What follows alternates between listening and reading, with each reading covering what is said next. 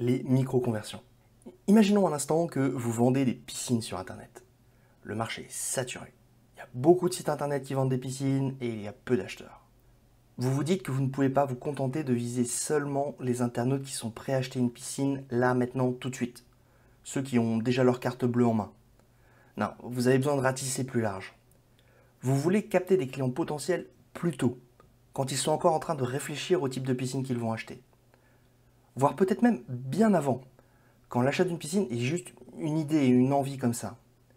Et si on y réfléchit, c'est le moment idéal pour vous faire connaître auprès d'eux, pour créer une relation, développer la confiance. Vous n'êtes pas en train de chercher à leur vendre, vous êtes en train de les informer, de les aider.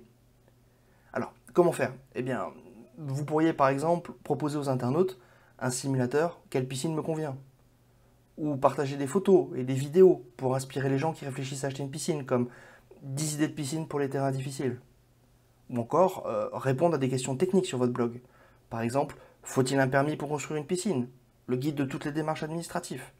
Bref, peu importe, ratisser plus large vous permet de contourner votre concurrence. Seulement voilà, ce genre de visiteur, qui n'en est qu'au tout début de sa réflexion, ne va pas convertir la première fois qu'il visite votre site.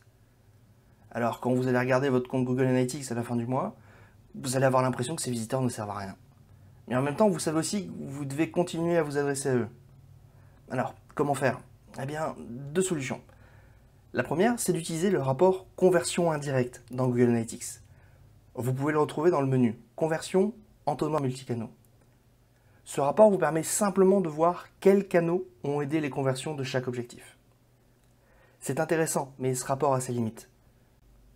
La deuxième solution, c'est d'utiliser ce qu'on appelle des micro-conversions.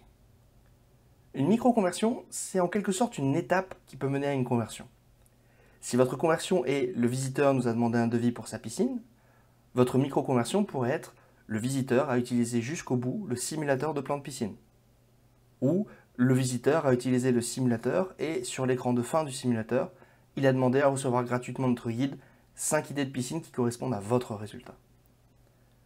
En traquant ces micro-conversions, vous allez pouvoir répondre à la question est-ce que le trafic que ce canal m'apporte est vraiment intéressant?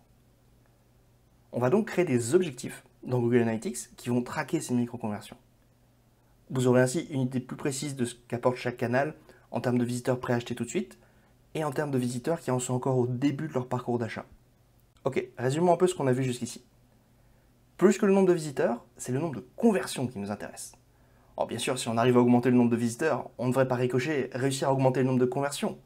Mais ce qui nous intéresse, ce qu'on veut suivre en priorité, ce sont les conversions, pas le trafic. Pour ça, on va utiliser une fonctionnalité de Google Analytics qui s'appelle les objectifs. Et éventuellement, si vous avez un site marchand, le mode e-commerce. Enfin, on veut suivre les conversions, mais aussi les micro-conversions, pour suivre les visiteurs pas tout à fait prêts à acheter, mais tout de même intéressants. Tout ça vous paraît clair? Parfait. Alors on va pouvoir entrer dans le vif du sujet. Comment on se sert de tout ça pour analyser le trafic sur votre site? C'est parti.